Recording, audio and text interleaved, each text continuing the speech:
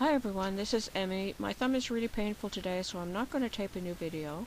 But in the meantime, I've posted a new pattern in my Ravelry store, and this one comes in all sizes from newborn to adult, and it's the crochet version of the knitted ruffle top beanie that I posted last week. So this pattern is in my Ravelry store. You will click on the pattern and add it to your cart. And after you've added it to the cart, it will ask you for a coupon code. And when you see that, you will type in the coupon code November Hat. And after you type that in, then the price should change to 0.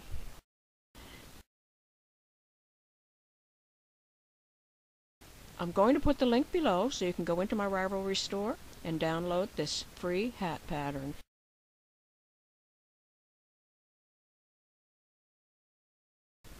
Thanks for watching my videos. Bye for now.